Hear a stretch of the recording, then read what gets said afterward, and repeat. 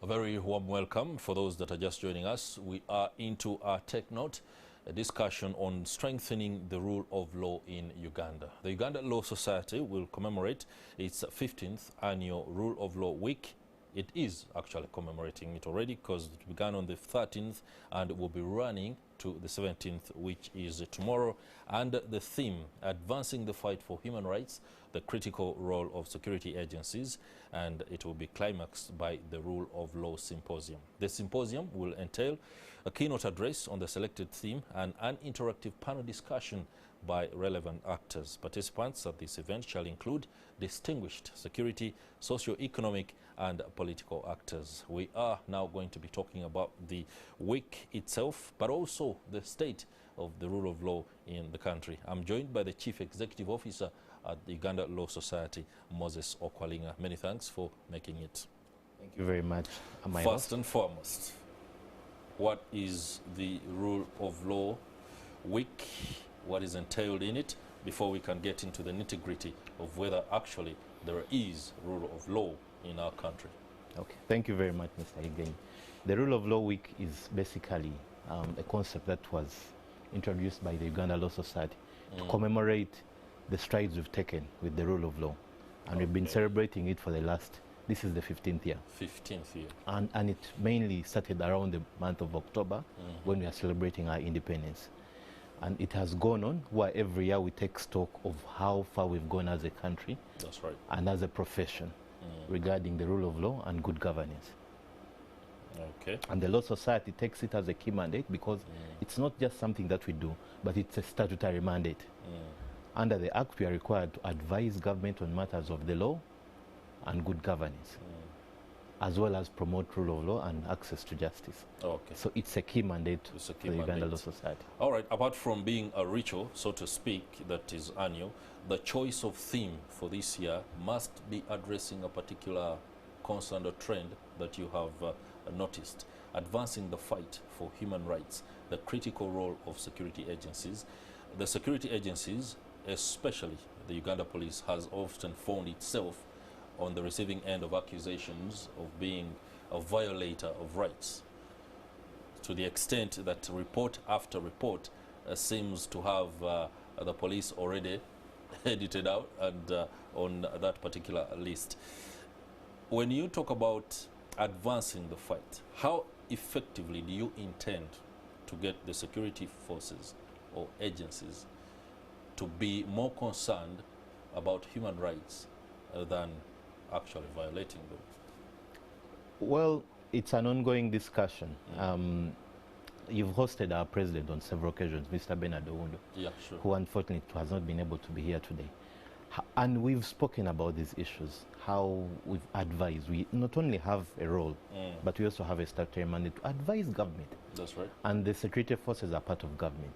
We've constantly had engagements with them at various forums and pointing out the law. And the good thing is they know the law.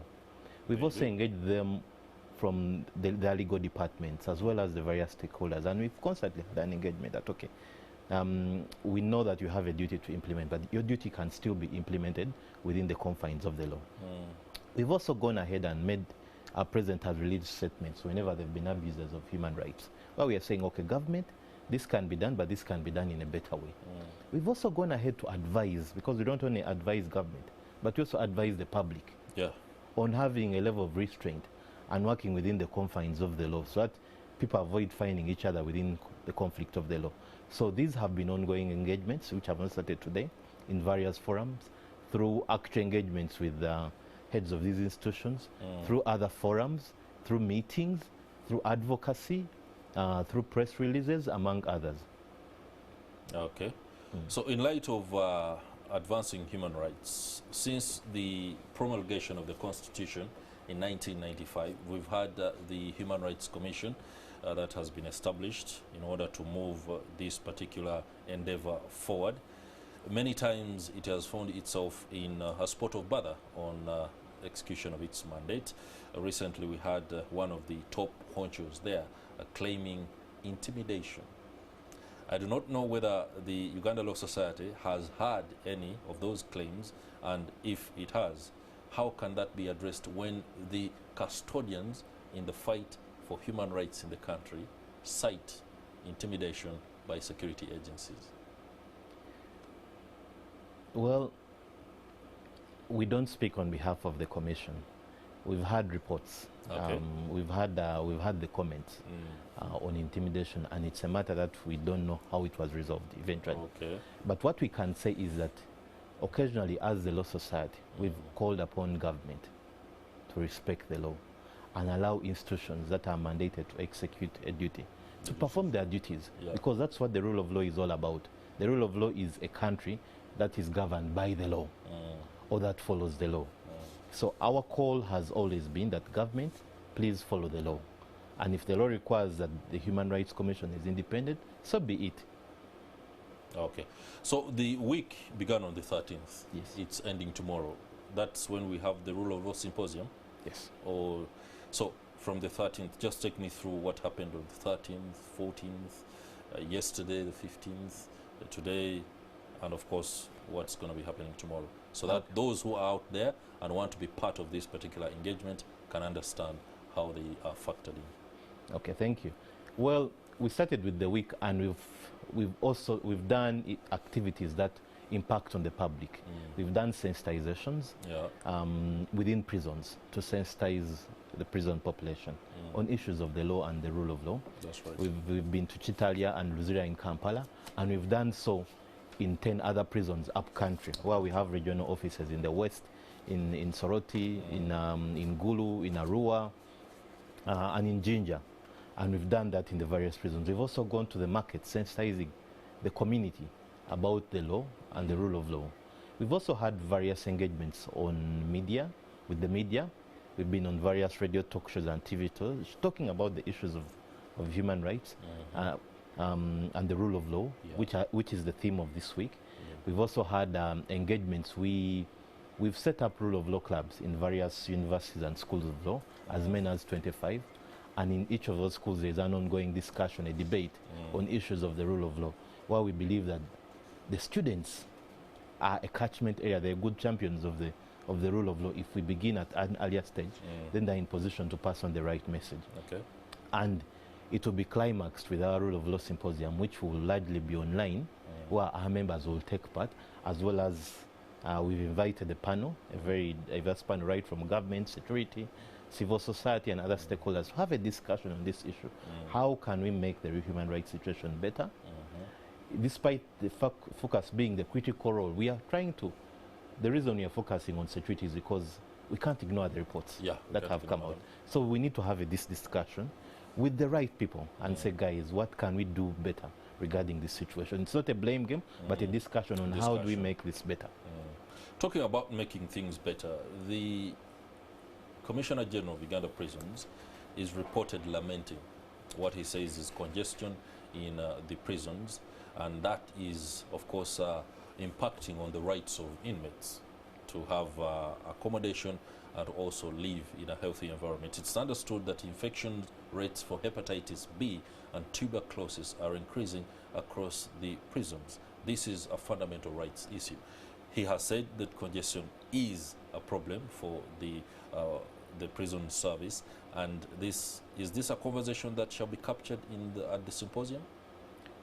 Yes, it shall be, because congestion and the rights of inmates is a human right. That's right. We have on various forums, right within the judiciary, as well as engaging our stakeholders, discussed the issue of congestion within the prisons.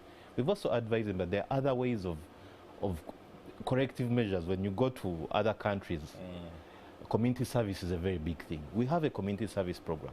So we've constantly encouraged them to utilize that so that we reduce on the congestion, as well as we have a number of petty offences.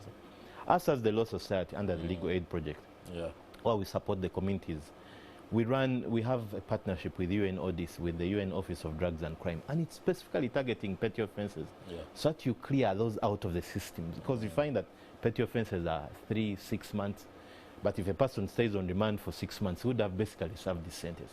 That is right. So it's a discussion that we've been having with the various stakeholders, the judiciary, the prisons, and how do we reduce on this. And I'm glad the judiciary is doing something about it. They've been organizing sessions. They've been encouraging the use of plea bargaining. They've been encouraging the issue of community service. So it's an ongoing discussion, and we believe that a solution should be found. But also, we must be alive that the fact that our population has grown. Yeah.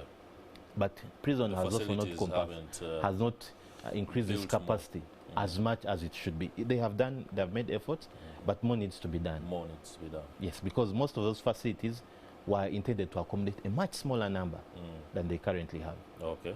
Across the country, access to justice is curtailed by cost.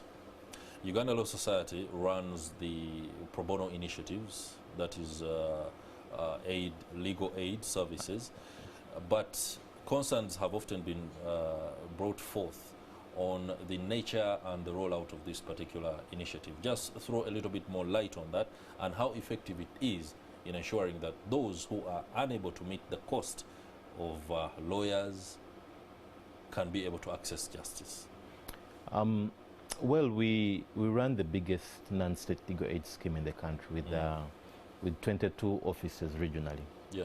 And this service is available with the support of development partners, right from JELOS to the Irish Embassy to the Netherlands Embassy, among others, who are our development partners, who put funds to support the cause.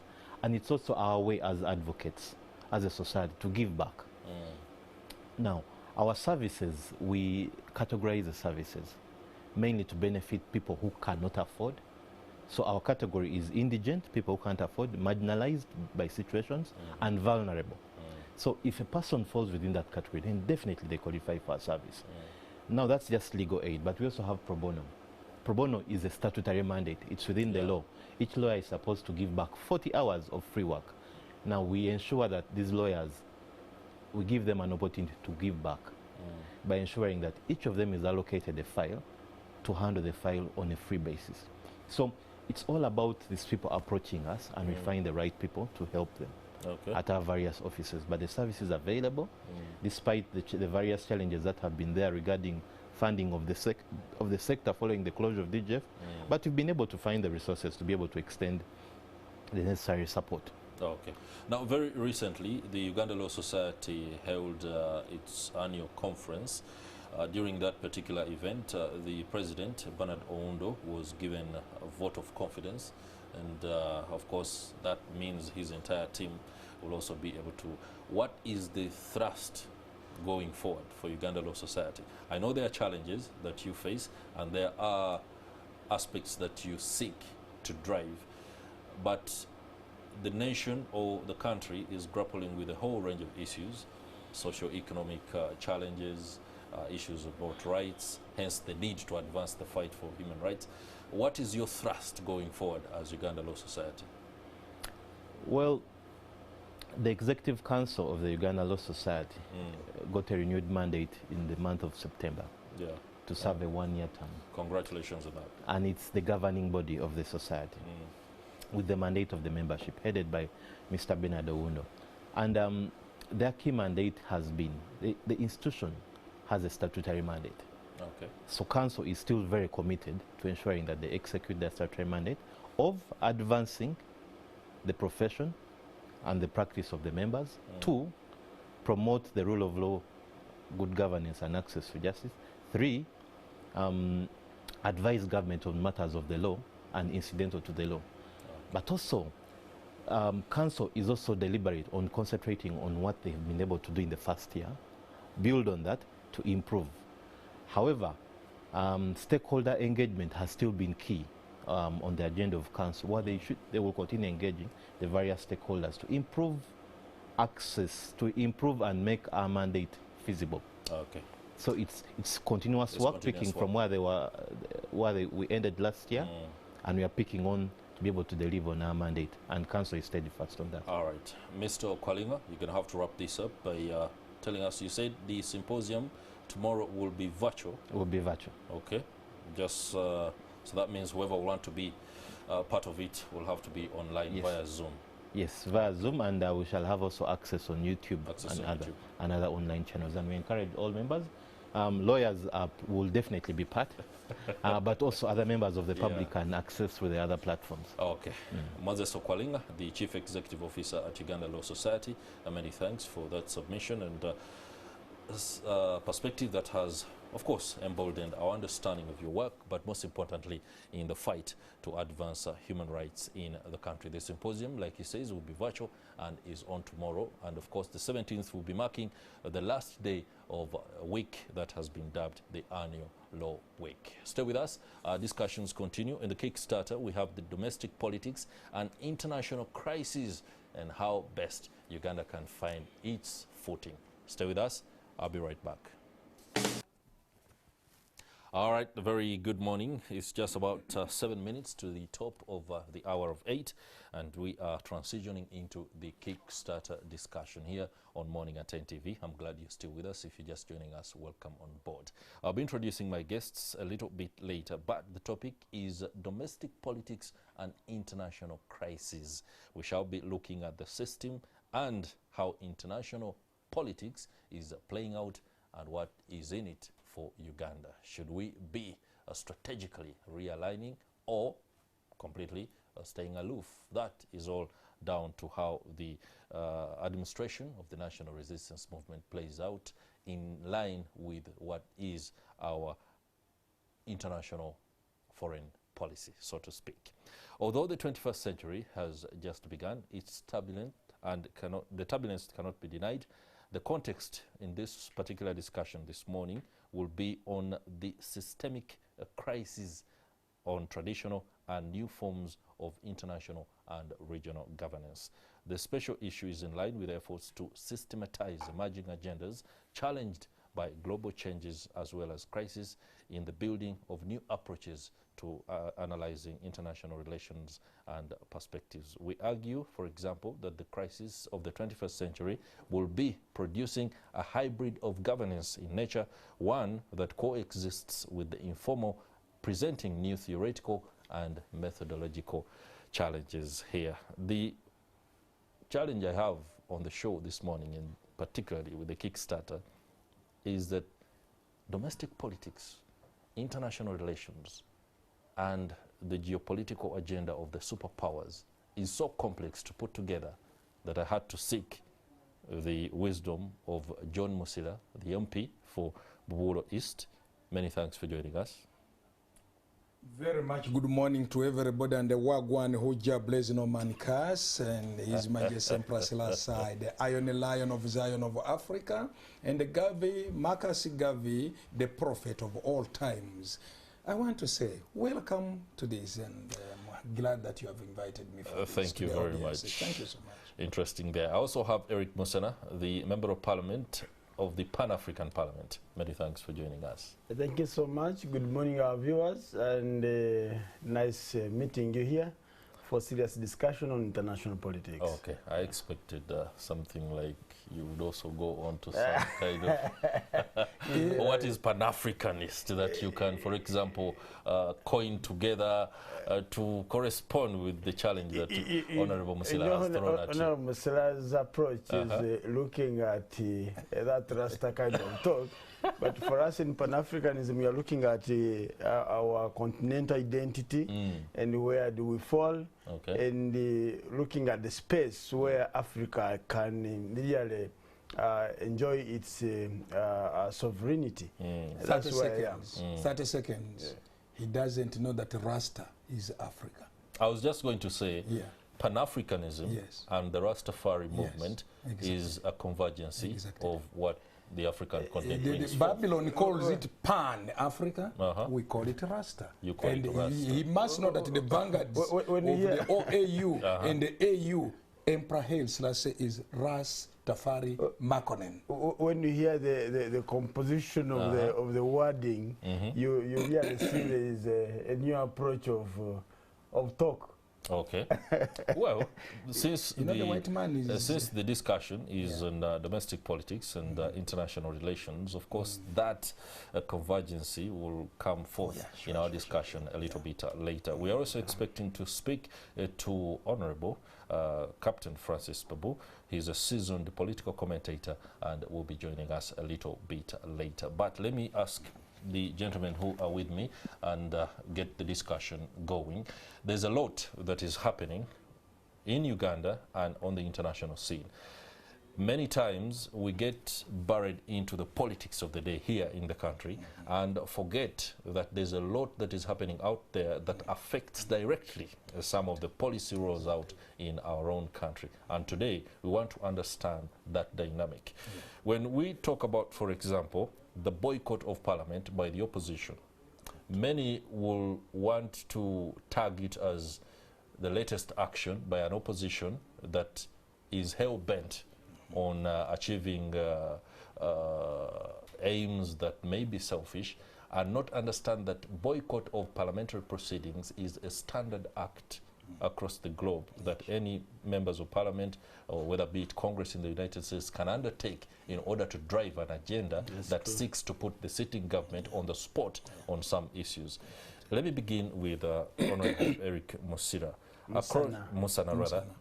Across the African continent, we've had a history of boycotts, and if they have worked or not is really something that shouldn't worry Ugandans so much, but it sets a precedent. Yes. Can boycotts be used as an effective way of resolving what parliamentary business has come to a halt?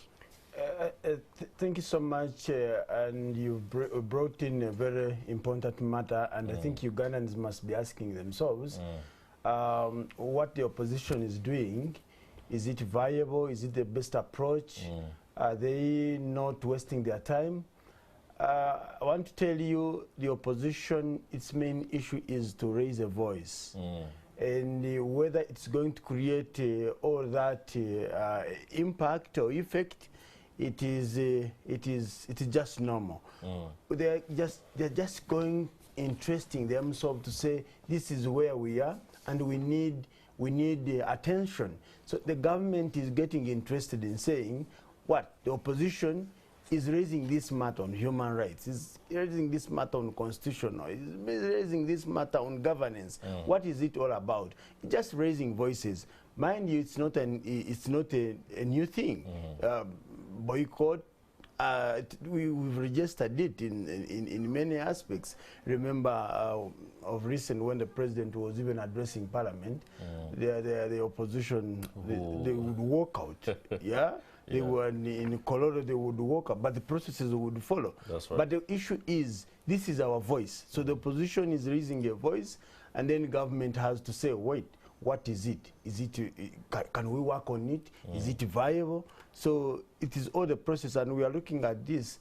The government has promised itself that next week we have to bring a comprehensive report on human rights questions, and then the answers can be there. It's just raising the voice and putting our real government to account for its actions and that have been pending. But the other issues, like we'd say very big change or do that, there's nothing much. Okay. Yeah. Whether there is anything that can come out of it remains to be seen. The opposition has insisted they will not return. However, yesterday during the plenary, the Speaker of Parliament, the Right Honourable Anita Among, was very categorical. 15 days without, or rather, without sitting, then that becomes an issue. And she threatened that she will evoke that particular aspect of the rules and regulations of Parliament in order to have the MPs return. You are a member of the governing National Resistance Movement. Yes. Government has been put on the spot to simply come out and talk about what it intends to do to address concerns of human rights. We as a nation are part and parcel of some of the charters across the globe on human rights. When a government cannot be seen to respond effectively to the cries of its people across the globe, the picture is a bad one. How do you advise that the NRM... Across the globe, the picture is a bad one. I don't know whether it is not bad for Israel as well, and who we shall be talking Israel later. Knows it. We shall be talking Israel later, of course. I wish to say, as a member of Parliament, that's right, and as a Ugandan, point number one is about human rights. The constitution I carry today, by which I swore, is about human rights. I think the first chapters, maybe 5 or so, are about human rights. we must, as government, account for every Ugandan, whether 1 month old or even a fetus. We must. So when our brothers are talking about human rights, all of us feel it. All of us feel it, by the way. But the issue of overdoing, jesting, and what, by the way, it is not opposition. It is NUP. On Tuesday, the Speaker of Parliament you had before the country. Opposition is here. Honorable Akena was there. Honorable Nandala The was there. president of UPC. Honorable senior Cecilia Ogwal. You know, I call her my mother because she's born the same year with my mother. If she lived today. By the way, that's the truth. That's the truth. 1944. That's right. My mother was born in 1944 with President Museveni, Cecilia Ogwal, and others. So opposition is there. It is NUP. It's technically clustered opposition because it is led by the leader of opposition. Exactly, exactly. He's not leading it as MP Mpuga, who represents, what's that constituency? Masaka. Yeah, it's in Masaka, Nyendo Mukungwe, as NUP. No, he's leading the pack as leader of opposition, and that's why I say the opposition boycott. And if you are saying opposition, then there would be compromises. He's a leader of opposition. There should be a front together moving as opposition, not disjointed. Okay. And right now, we look at NUP as the only one boycotting, not opposition. This should be clearly stated before the nation. Okay. But all in all, my younger brother, is that matters of human rights, we must.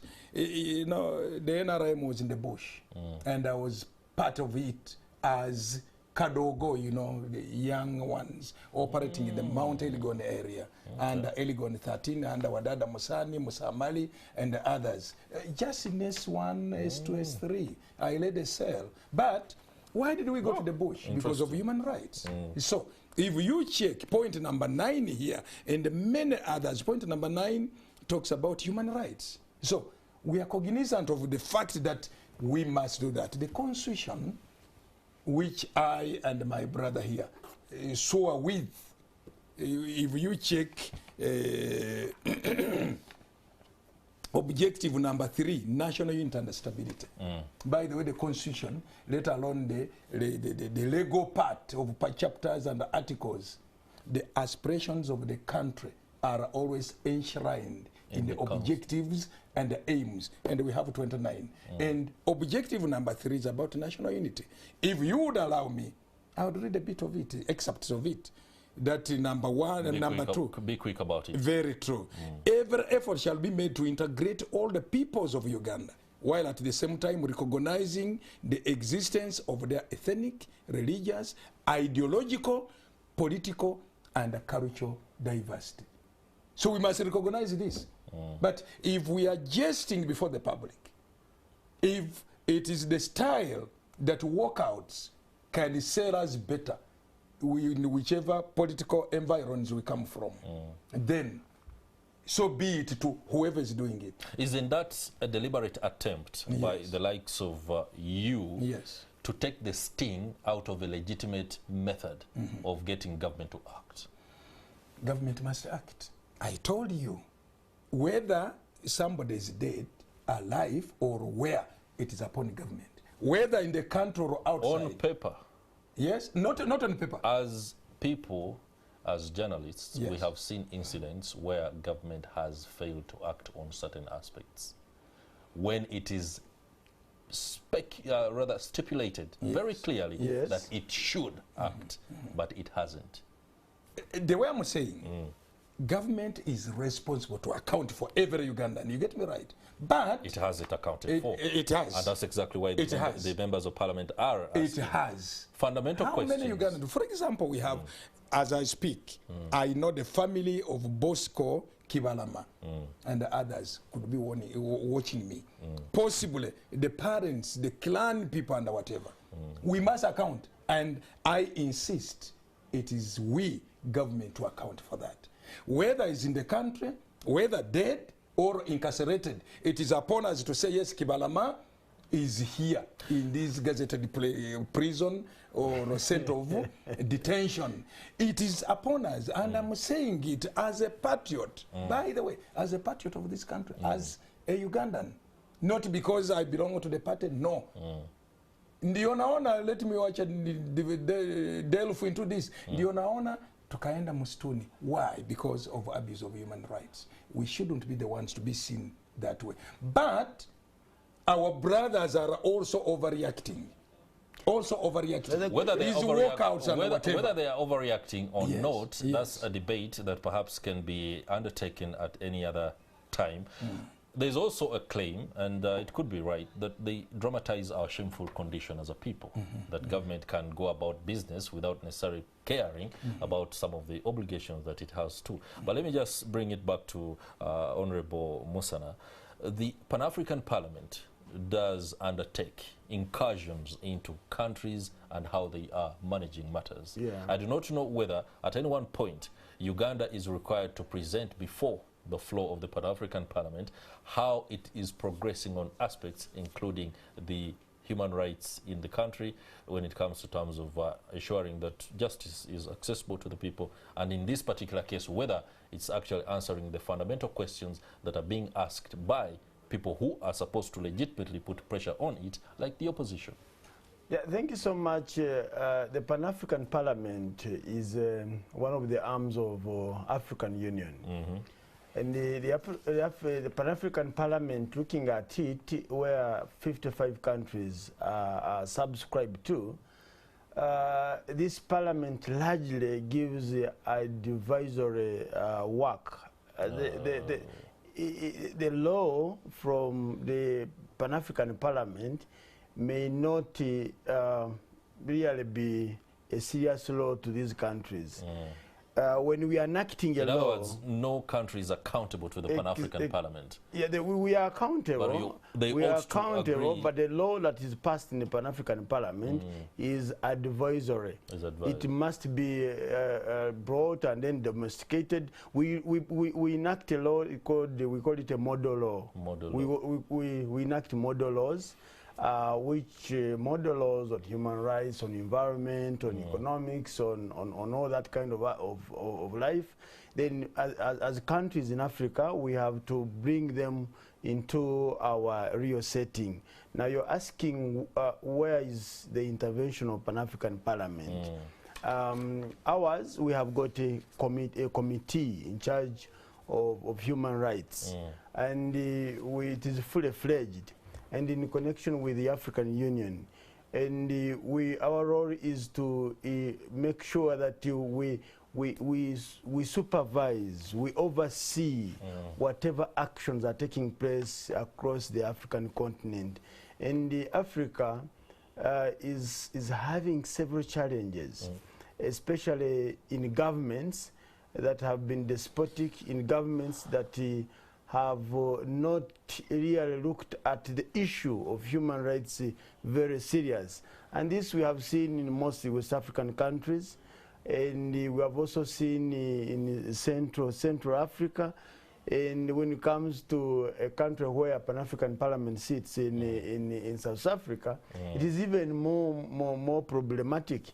And our friend Malema brings out and says, brings out and explains how Nelson Mandela fought for this cause, and is saying the African people must be freed. Africans must be given a full enjoyment of their rights. And our role is largely advisory. If a law is there, then it have to be given to member parliaments. So Pan-African Parliament enacts a model law, which model law is sent to these countries, and these countries bring them into their national parliaments. It is the national parliament now to look into this, and how do we pick these other clauses, which clauses can be integrated into the planning and the management of the different countries. And this is our best approach as Pan-African Parliament. That emboldens my understanding of the mandate and the work of the Pan-African Parliament. I'll be hoping that it can be improved in order to allow for a little bit more. I think the Pan-African Parliament needs to have a little bit more power and leverage on African governments, because there are governments, for example, that have consistently failed to address issues of human rights. And when, for example, a coup happens in any one African country, the OAU, now AU, I don't know why I have to think like that, but I like the OAU. is better. It's a better thing. It sounds more authentic. The AU sounds more like we are trying to copy somebody else out there, but is always very quick to say, this is a coup. We do not agree with the takeover of government. Please restore constitutional order in this country. Until then, you are not a member. You will not be part and parcel. The Pan-African Parliament ought to have that kind of leverage, where it can quickly come in and have a voice, and that voice be heard. No, we are guided by the Malabo Protocol. Okay. So we are not actually acting out on our own, maybe wishful thinking. It is under protocol that we have to deliver our roles as a Pan-African Parliament. But there are proposals also of empowering Pan-African Parliament. We move from the advisory kind of legislation that we advise, say, Mali to do this, Niger to do this. You appeal. Burkina Faso, you do this, you do this.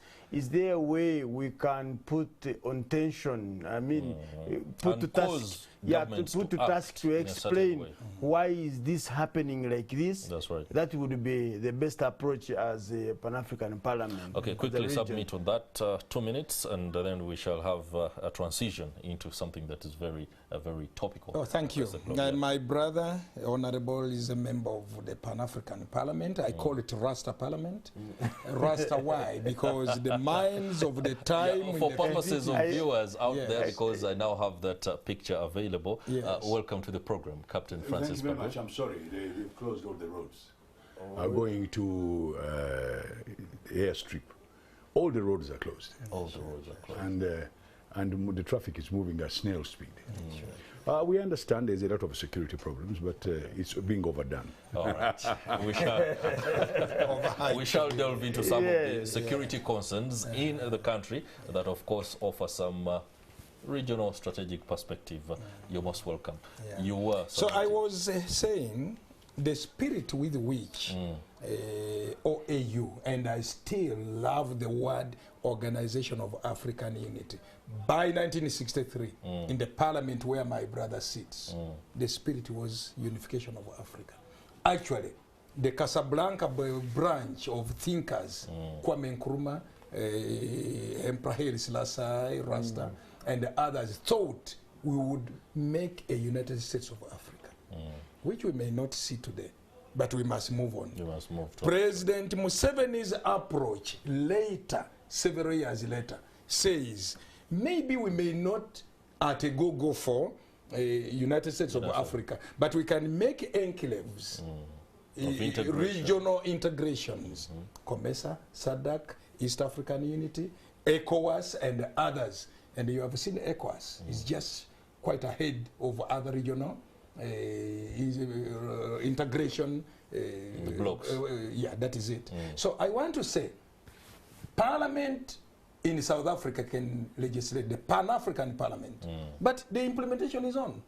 How do we get all these, the charters of the OAU, which they call AU, are being implemented by the Secretariat? Why are we in Somalia, the countries of Africa, pacifying Somalia and other regions? Why is ECOWAS out there at times even challenging governments which are especially unconstitutional? This is happening. Some of the local institutions may not, local regional institutions may not, but some are already ahead. You get me right? So to me, the Pan-African Parliament, the Rasa Parliament, there is effect. And above all this, remember that OAU, AU is the world's biggest biggest continent organization. Over 50 countries coming together. Which other continent has that kind 55 countries. Which other continent? We should be able to work on that. So we must work on that one. But infiltration. Infiltration by Babylon. Infiltration by the West. You have seen, you know, Honorable, my mother was presenting in the parliament about ACP. I grew up knowing African, Caribbean, and Pacific countries coming together. But the Europeans have come in. You get me right?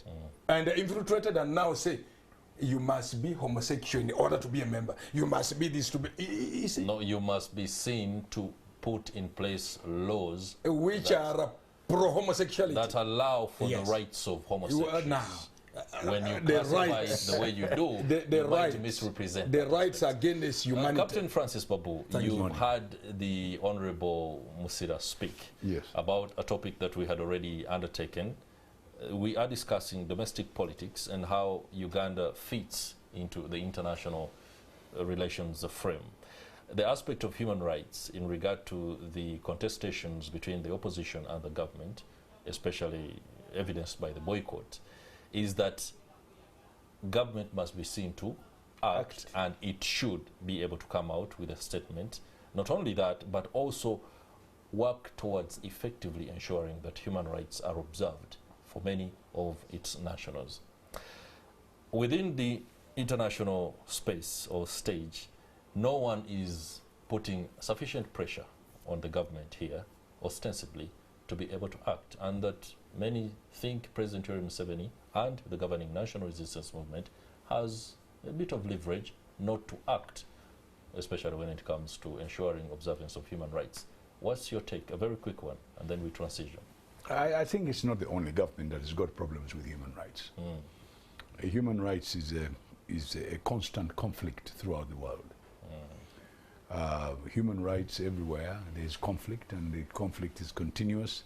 The question is to find the answers to those problems. Unfortunately, a lot of our so-called complainants do not give the side of government. They seem to give only one-sided government. But this government has been accused and admitted certain human rights have been violated. They have violated human rights. They agreed that 54 people died during the riots. They have agreed that some people have been arrested. The people are arrested. Now, there's a lot of also propaganda on top of it. In between, there is also what we call security forces overdrive, which they call in some countries police brutality and so on and so forth.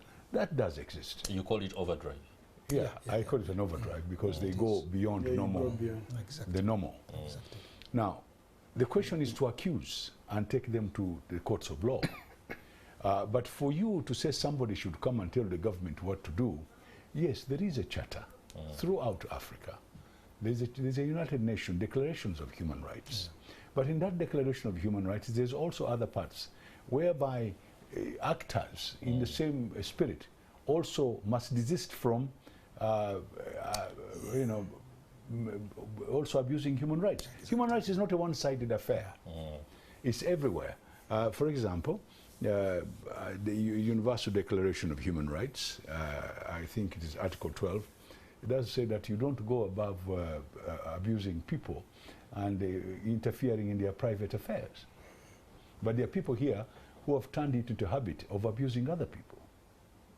And yeah, it is there. You can check it in Google, and then the people are free to make their statements.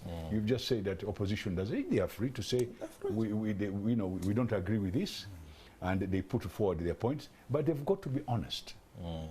Now, where I find rather a very unfortunate bit in this country, we've jumped into propaganda.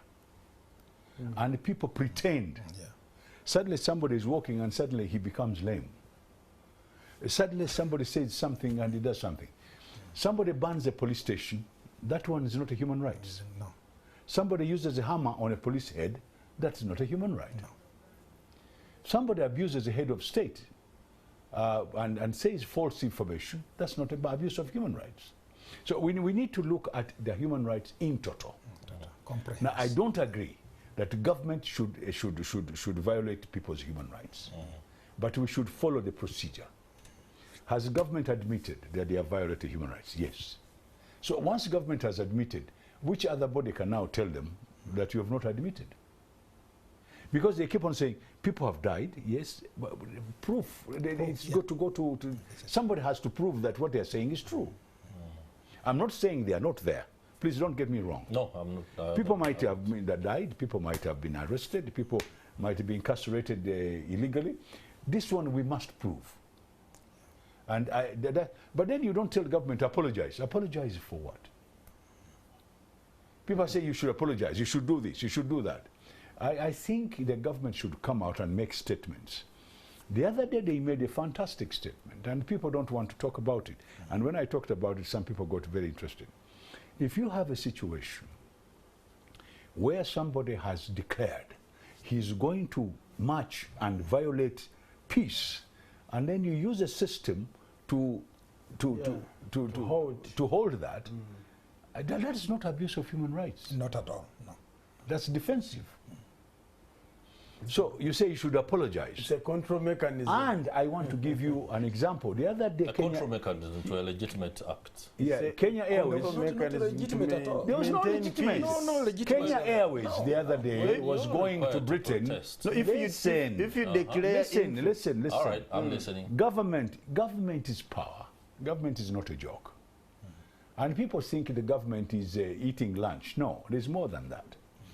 The other day, the Kenya Airways was going to London, and before getting into the British airspace, the Air Force of Britain diverted that aeroplane media to another airport. That is security. And after they had checked the aeroplane, they handed the aeroplane back to Civil Aviation Authority. There is a misconception. Security of our airspace is by government. And therefore, if an aeroplane comes at Entebbe Airport and they feel there is something insecure, the government of Uganda has a right to take over the security of that airport. So let us become a little bit more. Now that is one side of it. Is it wrong or right? That's another question. You can go and get an interpretation of whether what they did was wrong or right. But if I tell you that you have promised me that on that march you are going to go to State House and take it over and beat everybody on the road from Entebbe to Kampala, and I find a method of stopping that, I think you should congratulate me for having saved lives. Because if something had happened during that march and people had fought and shot people, it would have been worse. I imagine 20 or 2,000 people going to State House and shaking the doors of State House. What would have happened? So I'm not saying it's right or wrong, but we should look at the true, the security is way ahead of you. They've got intelligence. And this is one thing a lot of Ugandans do not realize. Security has intelligence, so they know what is going to be done, what the plans are. And their job is to forestall. What I read from your submission, Captain Francis Babu, and this very respectfully, is that we must consider resignation to the fact that some things are going to happen because the state is the state. No. That's wrong. I am saying the state, even as we're talking now, they're watching us. Everything we say, what's the meaning? If you go and sit in a little room somewhere where there's no camera, nothing, and say, tomorrow we're going to march and we go to State House, and one of you goes and informs the state security, they've got the intelligence. And therefore, their job now is say, how do we stop these people not to go to State House? Now, that is how government works. Let me give you a very quick thing. Quickly. There was a young lecturer, a lady, very good looking, came to a lecture, very well dressed. And this young lady said, are you the assistant to the professor? I said, no, I am the professor. But young, very good looking. Then a young gentleman made a crack, one of the students. So the lecturer looked at the young man and said, what's your name? You say, oh, my name is Martin. So very good. Yeah. Martin, do you know the definition of power? The young man said, no, I don't know the definition of power. He said, power is I, the lecturer, can make you and unmake you. That is power. And you do not have power. I have the power. So, whenever you are contesting the power there be, you need to do it nicely. I'm not saying we should not complain about police brutality, unfairness of human rights. I am saying we've got to be very factual about this. Government will all the time try to forestall what is going to happen. And by the way, they are 24/7 Exactly. checking the security of the nation. Exactly. That's right. And people should not underestimate government. And I am not saying government should also be told not to abuse human rights. Exactly. Isn't that what the MPs are saying? But say it correctly. The government has said they are not. Legitimate line. Have government said they have agreed? Agreeing to their demands. They have agreed. People died. They have agreed. There are people in prison. Yeah. They have agreed. What they have not agreed is that there's an accusation that some people have died. That is where the contestation is. Should they be in prison? That's their issue. What is wrong with it? No. The other You mean people should not be arrested when they do something wrong? What is wrong When with it? someone is arrested, No, when somebody has done something wrong, we should give them a red carpet. the law is clear. Yes. If one is arrested, Excuse me. they will be When brought to the somebody court. is arrested, he's taken to jail, he's taken to court. Ah, yeah, true. That hasn't happened for some, and those are the concerns No, that the MPs those are the raising. ones who would like to know, because we get conflicting information. Are you One day you say- saying, Yes, Honorable yes, MP yes. Musila, that you do not know that there are people who were arrested but have never been produced We before are aware. court? You're aware. What did I say first? You know? It is incumbent on the government. It is the responsibility of Yes. government to account for every Ugandan. Correct. Arrested, dead, or whatever. Mention. Now, Musila is in the Musila. acknowledging that Yes. those people have been arrested is one thing. Yes. Going ahead to act Yes. on observing the basic human right of producing them to a competent court Yes. is another. That's not what has been Those done. are processes of government. Let me ask you something. Please do. The other day, a policeman came, who were somewhere, and said, these are the people who are arresting our people. You say, how come we have not arrested you? No, you're playing No, reverse they are psychology. arresting people. No, Or no, you let's mean get this point. The people who are arrested, there must be a reason. The people who are arrested wrongly, those are the ones we're talking about. But the others who are arrested and taken to court and taken to a court martial, that's a different argument. Now, let me tell you something here about the perception that perhaps any one of you could be grappling with, that if government chooses to arrest somebody, it has a reason. Oh, yeah. Yes. If government has a reason, it's supposed to act and ensure that the nation or the courts of law know the reason as to why that person has been arrested, producing him before court, charging him. We do not care as citizens whether this person has actually been involved in anything that threatens the power of the state. It is incumbent upon the state to say, this person has acted in a manner Yes. that threatened state security. Yes. We are charging him with this particular offense and producing him in a court. That's what the MPs are saying. Hasn't happened to certain individuals. Now, the question is, the numbers they are giving are also conflicting. One day, there are so many. The next day, a different number. The next day, another number. So you're blaming them for... No. I am saying, up to now, Because we want us to be sincere and consistent. and consistent. I'm not saying we should not complain about the illegality. Well, I'm not saying we're not police brutality. I'm saying let's get the true facts. There's one word only: honesty. Have we demanded sincerity and consistency on the part of government? You know, the opposition is very clear. What Captain is saying, I think the opposition is not refuting it.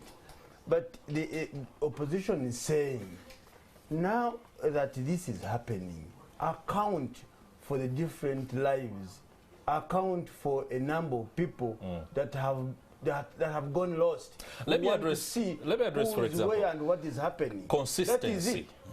Just the other day, Be clear. there was a gentleman who is accused of being a commander of the Allied Democratic Forces, who was produced before a civilian court.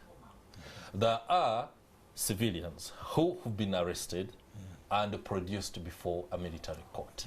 Yeah, The court martial. inconsistency. They are marshaled. There's no inconsistency. Okay, The- we the- would the expect the guy. interpretation. We would No. expect the guy from the ADF to appear before a military court, and then we would understand because he's perhaps found in possession of arms. Exactly. Interpretation. Okay. Interpretation. Why does somebody go to a military court? Why does he go in the civilian court? Now, that's where the argument is. I'm not saying no. Let us interpret it. Let's get the law to work. In fact, there is a law which forces government to make sure they don't take them to the military court. We haven't seen that happen. But who's supposed to do it? You think government is going to do it for itself? No, you're supposed to, your lawyers are supposed to move and show the government, that this is wrong. This is wrong. When it knows it has acted No, in the not wrong. knows. No. That's not the case. Government, you see, All right, gentlemen. Gentlemen, excuse me. Yes. The government, The very last one. government securities, they are not priests. And what are the borders of somebody being civilian and being Terrorist. So what are a martial person? What are the safeguards against a state or a government that is in overdrive? Listen, If we shall say it has the leeway to do what it wants to do, as long as the state thinks that this is an upfront on let security. me tell you, whenever there is a state of insecurity anywhere in the world, there's jitteriness. People become jitter. Be it security, be it the ordinary citizen, be it even the terrorists themselves. So there is what we call chaos there. Yeah. But the man who is fighting, who's enforcing security, is on tenterhooks. The man who is being arrested is on tenterhooks. Exactly. We are not talking about a normal situation. I am not saying they should not be arrested. I'm not saying that these people should not be accused of police brutality and so on and so forth. We should go ahead and do it. But we should do it without putting in propaganda, without even lying, and without telling the truth. Let's be honest about it. And the people in government should stop being dishonest also. Exactly. Exactly. I wish you had said that earlier. No! But I said it here.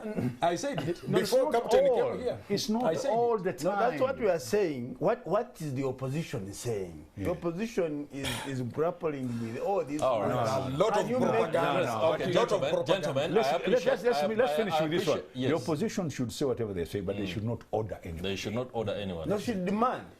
Demand. What Yes, demand the from opposition who? should demand. I should Yes, also demand. The Demand opposition it. should No. demand As the a government. citizen. No, It's- should of ask course, government, this is not demand. No. Ask, because some of the information you're giving is also false. All right, Mickey gentlemen. Mouse, Before we make the opposition Mouse boycott, kind of demand. before we make the opposition boycott, the crust of this discussion, which actually isn't, that is simply more like a footnote that was supposed to help us understand human rights and the fact that government is either acting within the line that it's supposed to be acting or not with regard to the international perspective. Now, let's go on to human rights on the international scene. Today, as we speak, there is inconsistency and everyone trying to define what human rights is from their point of view and depending on exactly how you look at these things. But because of time, we need a bit of a transition. When we return from the break, we shall be looking at Russia, Ukraine. Who is violating whose rights? Are they still there? We shall be looking at Israel, Palestine. Who is violating whose rights? And within the international community, latest. it's the latest episode. But of course, it has given fodder for some who have conveniently put COVID, Ukraine and Russia as some of the factors to blame for problems. They can now add Israel and Palestine. They shouldn't be doing that. And we shall be, of course, governments, I should say. Let's go for a break. We'll be right back.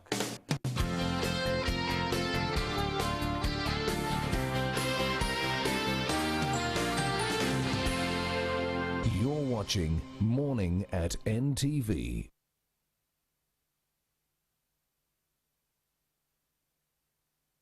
In the quest for true love, a royal wedding is an uncommon sight.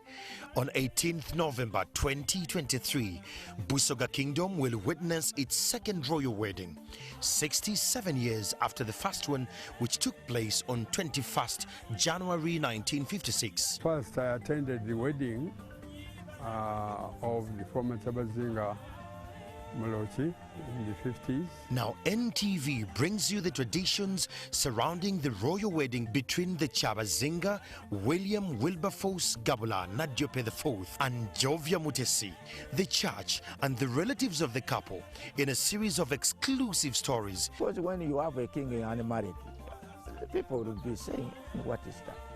Now they will know that we have a mother. We have a mother. We will be listening to the father and the mother too. Starting on Monday, 13th November 2023, only in our main news bulletins, NTV Akaungezi, NTV Tonight, NTV Weekend Edition, and Agafeyo on Spark TV.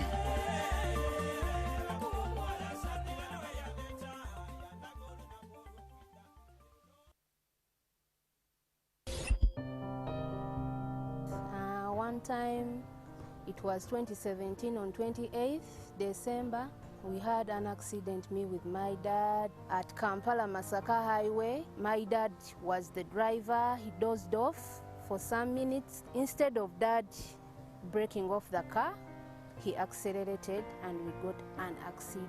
Sadly, my dad lost his life. For us who survived, we survived with injuries, me and my brother, my sister, because I was in coma for 2 months. On recovering from the coma, I got a dream that my dad was coming to me running. I've taken long without seeing you, Daddy. I went running to him in a dream. So my friend told me, don't go there. Don't go there, your dad is dead, that is a ghost. My mom told me it's true, my dad had lost his life. So the message I have for drivers, if you feel some sleep, you have to park on the roadside for some moment and rest for some minutes, or you ask for help. And if you're planning for a journey for the next day or some time, you have to have enough sleep, you have to rest. Because what caused us to that, in my seeing, I see it was sleep. Twedeco, every life matters.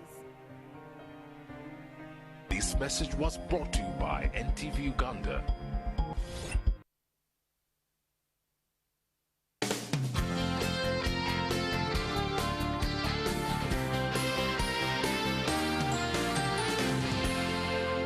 You're watching Morning at NTV. I must admit it's hotter behind the scenes, but I'm glad we are back and we are going to be able to bring a little bit of that heat onto the screen right now. The debate on the floor, that is the Kickstarter discussion this morning, is about domestic politics and how Uganda fits into the international relations dynamics. I asked the question as we went into the break. There have been aspects that have been conveniently used by states across the globe to answer some of the questions on issues that they cannot do or are doing in a slow manner. States have often said the war in Ukraine, or rather the war between Russia and Ukraine, has affected so much, including trade and their inability to roll out a few policy initiatives. Previously it was COVID-19, but we understand now there is another factor on board, the Israel-Palestinian war. I don't know exactly what factors or how spokespersons of government will be putting this into perspective. Let me begin on my extreme left. Captain Francis Babu. Human rights is a question now in the international arena or stage. Israel is being accused by many of committing gross human rights violations. Others say the actions of bombardment of Palestine, Gaza to be specific, border on genocide, cleansing. These very accusations have rolled out in Ukraine and Russia conflict, where Russian forces are accused of systematically killing Ukrainians. When the Ukrainians kill the Russians, I do not know what that is Is it self-defense? But it's all about human rights. Within the context of Uganda, we shall later, if we have time, see where Uganda stands, especially ahead of the meeting of the G77 that brings together the non-aligned countries. But I want to understand the human rights question. Israel and Palestine. You must be having a view. I hope it's not radical. I have a lot of view about that. It's not radical. There's a man called Balfour. It's called the Balfour Declaration in 1948 when the British decided to take some people from Europe and take them to Palestine to take over people's country. They came all the way. These people had come from Ukraine and other places. Some of them were born in Argentina and other places. And today they call themselves Israel. And Israel is the name of a man called Jacob in the Bible, and therefore named part of Palestine Israel. That is a violation of human rights by going to people's country and taking their land. Let's start from there. Right from that point up to today, America, in fact, said if there was no Israel, they would create Israel because they want to control the Middle East. Are they controlling it because of human rights? No, they're controlling it because of the economy. Today, as we talk, there is actually something very interesting. Around Gaza area, just outside Gaza, there's a lot of gas. And they've got two areas which the Palestinian Authority had agreed with Britain to exploit that gas. The Israelis went and took that, and now it is part of their economy. They also want to do what they call a new canal, Ben Gurion Canal. Yes. These gentlemen are looking for money. This human right is an excuse. It's money. The Americans, and they don't even talk about human rights is talked about when they are talking about Uganda and their homosexuals. And Africa. They do not talk about human rights when they are alienating the Gaza Strip, where the general in Israel said they are going to flatten it and make it a parking lot. People are not talking about the Americans in their House of Representatives sanctioning a Palestinian lady who said what they are doing was against human rights in the Gaza Strip. Human rights is only used to make a point when their interest is affected. The British, right now as we talk, the Home Affairs Secretary has resigned because she did not want the Palestinian demonstration in Britain, where human rights is supposed to be the home of human rights in the world. She has resigned, not actually sacked. She was sacked. She was sacked. Not only sacked, she has now written a fantastic report against the Prime Minister of Britain. They have managed to choose another Home Secretary, another Foreign Secretary, who was a former Prime Minister. To try and smooth and start this method of human rights. His first speech is fantastic. He's talking about human rights in the Gaza Strip. The Palestinian man and woman and child is dying. So somebody said he thanks Israel for having done that because now they have opened the lid. We can see the Pandora box of human rights. The truth is, human rights is used in most of these places to try and look at other people's interests. The propaganda we talked about earlier on. Somebody comes and says, oh, they came and killed our children, so we are defending ourselves. How can you defend yourself when you're an occupier over somebody's country? The two-state solution, that went through the window a long time ago. United Nations is a big joke. The other day, an ambassador went to United Nations and abused the Secretary General. Openly. So, this assumption that people have got more power than others, and therefore they can use this power against other people in the world, is not correct. Do you like the response of African countries or bodies to what's happening in Palestine? Cyril Ramaphosa was very elaborate in saying that they do not, South Africa, agree with the occupation, but also the levels of aggression against the Palestinians who are legitimately fighting like the South Africans did against apartheid. Should the African Union be able to explicitly come out and state its stand? It's not only Africa. Right now there is a French lawyer, Gilles Devaz, who has taken 300 lawyers to Brussels to try Netanyahu and his administration on the violation of human rights, of violation of killing people, of genocide, as we might put it. And right now they are already in The Hague on this issue. The argument is very, very simple. Very quickly. We as Africans must go back and look at our history and how these people have sanctioned us. When I hear a lot of Africans talk about the West African countries, starting with Niger, Burkina Faso, Guinea, fighting against their former colonial masters for exploiting them, and then you don't call that human rights, I find that rather unfortunate. Okay. These people have been exploiting us. They've been making our children die. They've been making our children not have food in some countries. There's been starvation, and people have been taking money to their countries. And therefore, is that human rights? Honorable so there are many things we can look at. Honorable Musila, yes, this particular conflict completely tilts the geopolitical question. Yes. Non-alignment has come to the fore, and we shall be hosting a group of 77 in January. That particular meeting will be a focal point in how the global south is seen to posture on aspects of human rights across the globe. President Yoweri Museveni has been strategically neutral. True. And it is commendable in some circles. Others would love to see a more pointed direction from the president on some of these issues. Raho Ada Adonai, Elohim, Jerusalem. Shalom La, Elohim. I'm speaking Jewish. Yeah. Salamu alaikum. Another will Alhamdulillahi wa barakatuh. You find them in Jerusalem. Another will conveniently counter that. Peace and, praise the Lord. Jerusalem. Three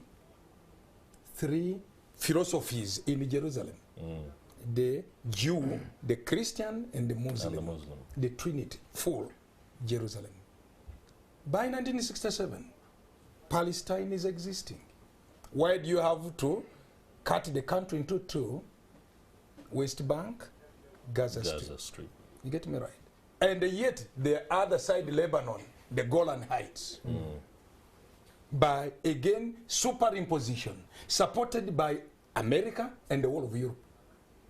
Are you aware that the only presidents of America or Britain or whatever who were not Jews were killed, assassinated?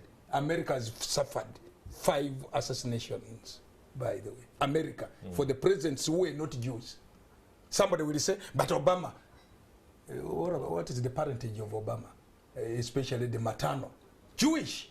You can't be a president of America, a prime minister in Britain or whatever, if you are not, or German, or even Russia, if you are not a Jew. This is now the tricky situation we are floating into. Interesting. And fire ban America, supposedly the home of. We should, let me encourage. There's a question. Let me caution you, Honorable, desist sorry. from inflammatory statements. We cannot deliberate that fire ban any particular part of the world any people. Thank you for the caution. Regretful. I take the caution heavily in word, but in the actions is being done. I'm sorry for that. I will be more, no, just one. I will be more, possibly more Babylonian, rather diplomatic. The way they want to. The Prime Minister of Britain is an Indian. Let's hear. You have given me very little time. Let's hear from Honorable Eric Musana. Perhaps you can present a more conciliatory tone. Thank you so much. We are looking at a situation where the international system is becoming so anarchical, and we are always in serious turmoil. Who is the custodian of the international law that is supposed to bring in harmony in all these countries that we are discussing about? We are looking at the United Nations being the custodian of the law that is supposed to prevail over all these happenings in Israel and in Ukraine and other countries. But why do we see United Nations almost seated and not taking action? When it comes to Africa, it is a serious matter. When it comes to West Africa, just as the captain was saying, the United Nations now it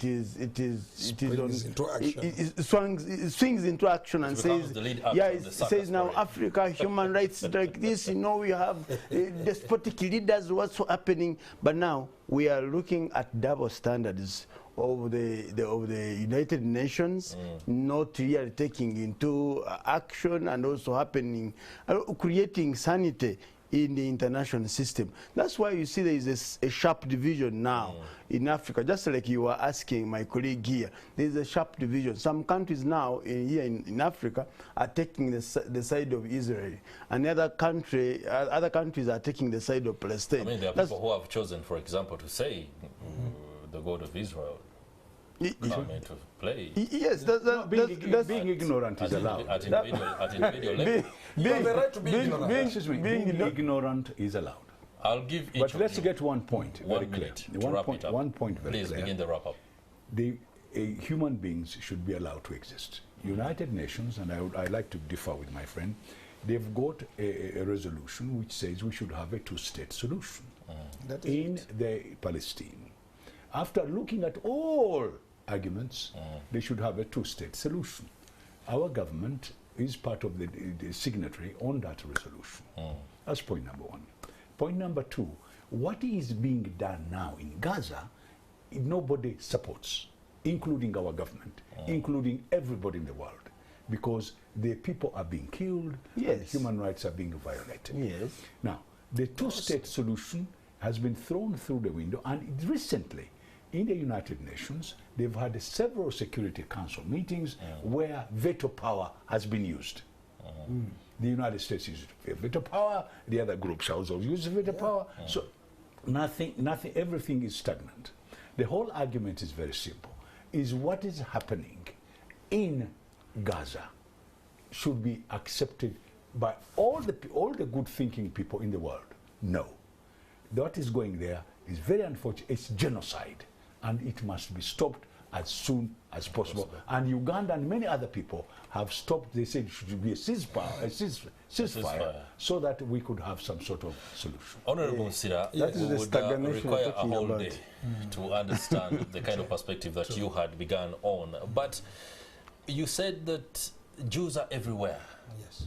I'm a journalist, and I love to be able to excavate information, especially for the good of the viewers out there. When you tell people that Jews are everywhere, how are Jews everywhere, and how did it come to this point? It's a long story, but quickly, before he comes in, I want him to be very, very careful on this issue, because the real Jews are not bad. The real Jews are not bad? Yeah. The Zionists are bad. No, that debate is going to stretch. Because when it comes... It will stretch, but very quickly. Use 40 seconds. Very quickly. Just wrap bad or good. He talked about Jacob. And look at Esau. Where is Esau? Lebanon. Okay? Where is Ismail? It is Gaza. And this is Jacob fighting both of them. Fighting both of them. You will read it for yourselves. I'm going to do that. I just want to say one other thing. Gaza becomes the world's only biggest open prison, open air prison. Gentlemen, and we must condemn this in totality, that the 2 million people of Gaza being annihilated, completely being murdered, just like that. Everybody, we shouldn't stand aside because of non-alignment or whatever.